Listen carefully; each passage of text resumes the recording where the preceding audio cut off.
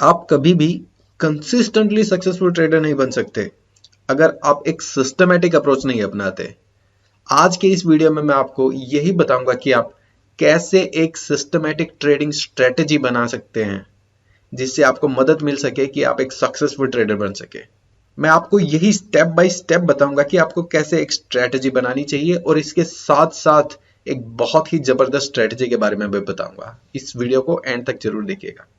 तो नमस्कार दोस्तों, मैं सुरेश आपका स्वागत करता हूं स्टे अहेड यूट्यूब चैनल के एक और जबरदस्त धमाकेदार वीडियो के साथ में, जो कि है learn to create a trading strategy that earns you money consistently. Strategy बनाने सीखने से पहले आपको यह जानना जरूरी है कि लूजिंग ट्रेडर्स और विनिंग ट्रेडर्स, यानी कि ऐसे ट्रेडर्स जो लगातार पैसे हारते हैं, पैसे लॉस करते हैं, और ऐसे ट्रेडर्स जो कंसिस्टेंटली पैसे कमाते हैं, उनके बीच में अंतर क्या होता है। क्या ऐसा करते हैं वो लोग कि एक जना हार रहा होता है, दूसरा जना जीत रहा होता है। तो सबसे मेजर इसे चार, मुझे लगता है कि चार चीजें हैं जो ज्यादा इन्फ्लुएंस करती है। नंबर वन, जो लूजिंग ट्रेडर्स होते हैं वो अपने एक्सपीरियंस और गट फीलिंग से ट्रेड करते हैं। उन्हें लगता है कि ऐसा ही होगा, इसलिए वो ट्रेड कर लेते हैं। जबकि विनिंग ट्रेडर्स सिस्टमैटिक अप्रोच अपनाते हैं, सेट ऑफ रूल्स अपनाते हैं जिससे वो ट्रेड करते हैं। लूजिंग ट्रेडर्स अपने इमोशंस को अपने ट्रेडिंग पर हावी होने देते हैं। मान लीजिए कि कोई ट्रेड उनके अगेंस्ट में काम कर रहा है, तो इमोशंस कंट्रोल कर लेते हैं उस ट्रेड को, और वो फिर जैसा जैसा उसके इमोशंस बताएंगे ट्रेडर के, वैसा वैसा वो करते जाते हैं। जबकि विनिंग ट्रेडर्स ऐसा नहीं करते, किसी भी तरह के इमोशंस को अपने ट्रेडिंग में आने नहीं देते हैं winning traders. Losing traders revenge trading करते हैं, यानी कि अगर एक ट्रेड में, एक मान लीजिए कि रिलायंस का ट्रेड था, उसमें उन्हें लॉस हुआ, तो वो रिलायंस में ही वापस से ट्रेड करेंगे और अपना जो पैसा हारा है उसे वापस से कमाने की कोशिश करेंगे। ये एक लूजिंग ट्रेडर्स की मेंटालिटी होती है। जबकि विनिंग ट्रेडर्स ऐसा नहीं होता करते, वो अपने पुराने ट्रेड में जिसमें उन्हें लॉस हुआ है उसे भूल जाते हैं और वो आगे बढ़ते हैं। लूजिंग ट्रेडर्स कंसिस्टेंटली पैसे गंवाते हैं, लूज करते हैं, जबकि विनिंग ट्रेडर्स कंसिस्टेंटली पैसे कमाते हैं। इससे ये बात तो क्लियर हो गई है कि हमें एक सिस्टमैटिक ट्रेडिंग करनी चाहिए, यानी कि रूल बेस्ड ट्रेडिंग करनी चाहिए। अभी इस चार्ट की तरफ देखिए। मान लीजिए कि आपने ये रूल बनाया कि 22 period SMA simple moving average अगर 60 पीरियड सिंपल मूविंग एवरेज को ऊपर से नीचे की तरफ तोड़ती है तो आप उसे शॉर्ट करेंगे, और अगर नीचे से ऊपर की तरफ तोड़ती है तो आप उसे बाई करेंगे। बाय द वे, इस चार्ट पर जो येलो लाइन है वो है 22 पीरियड सिंपल मूविंग एवरेज, और white line 60 period simple moving average. इस केस में देखिए, इस चार्ट पर देखिए और बताइए मुझे कि अगर यहां पर ऊपर से नीचे 22 पीरियड मूविंग एवरेज 60 को क्रॉस करती है तो क्या आप यहां पर उसे शॉर्ट कर सकते हैं? अगर हां, तो क्या ये एक सिस्टमैटिक अप्रोच है, रूल बेस्ड अप्रोच है आपके ट्रेडिंग की? मुझसे पूछोगे तो मैं कहूंगा नहीं, ये एक सिस्टमैटिक अप्रोच नहीं है। क्यों नहीं है? क्योंकि एक अच्छे systematic rule based trading system के अंदर चार चीजों का होना बहुत ज्यादा जरूरी होता है। नंबर वन इज कंडीशंस, यानी कि आप ऐसी कंडीशंस बताइए, डिटेल्ड कंडीशन बताएं, बना करके रखें अपने पास में, कि अगर वो ट्रिगर करती है तो ही आप उसमें आगे बढ़ोगे। नंबर टू इज एंट्री, आपको एंट्री कहां पर लेनी है ये बहुत ही क्लियर होना चाहिए। Number three is stop loss, आप स्टॉप लॉस कहां रखेंगे वो भी आपका बिल्कुल क्लियर होना चाहिए, स्पष्ट होना चाहिए। Number four is the target और द एग्जिट। तो ये चार चीजें आपके पास में बहुत ही क्लियर होनी चाहिए, रूल बेस्ड होनी चाहिए, जिसे आप लिख सके कि ऐसा होगा तो मैं वैसा करूंगा। ये बिल्कुल बहुत ही स्पष्ट होना चाहिए, इसमें कोई एम्बिग्युइटी नहीं होनी चाहिए। तो सबसे पहले बात करते हैं पॉइंट नंबर वन की, जो कि है कंडीशंस। तो हमारी कंडीशन क्या होगी इस केस के अंदर? कंडीशन नंबर वन ये है कि जब भी 22 period moving average simple moving average 60 period moving average को ऊपर से नीचे तोड़े तो शॉर्ट करूंगा, और नीचे से ऊपर तोड़े तो वहां पर हमारा बाई का क्राइटेरिया मीट होगा। तो इस केस में क्या हो रहा है, ऊपर से नीचे तोड़ रहा है यहाँ पर, तो ये हमारा शॉर्ट का क्राइटेरिया सेट हो रहा है। क्या हम यहाँ पे शॉर्ट कर देंगे? बिल्कुल नहीं।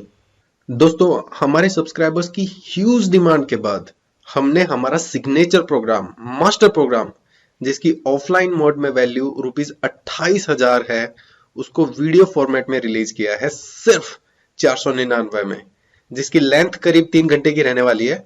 इस वीडियो प्रोग्राम में जो भी सिखाया गया है उसे अच्छे से सीख लिया तो फिर कभी भी आपको पीछे मुड़ के देखने की जरूरत नहीं होगी। इस बात की गारंटी मैं लेता हूं।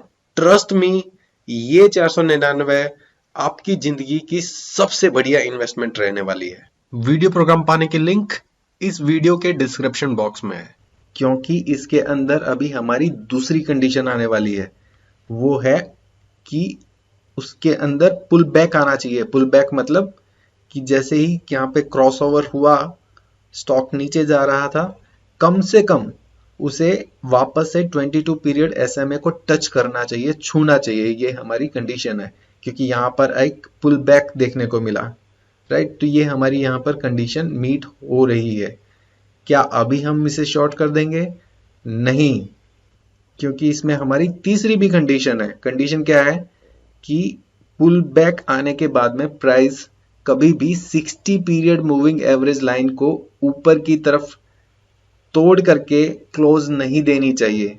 ये जब है जब हमारी पोजीशन शॉर्ट है। तो अगर आप बाई कर रहे हो तो नीचे की तरफ में क्लोज करके होल्ड नहीं करना चाहिए।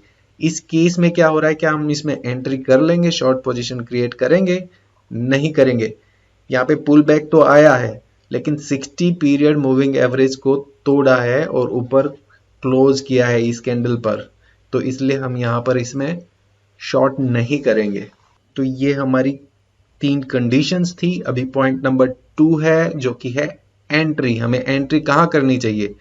एंट्री हमें जो भी हमारा रिसेंट लो बना था, पुल बैक आने से पहले जो भी हमारा रिसेंट लो बना था, ये शॉर्टिंग की कंडीशन बता रहा हूं मैं आपको।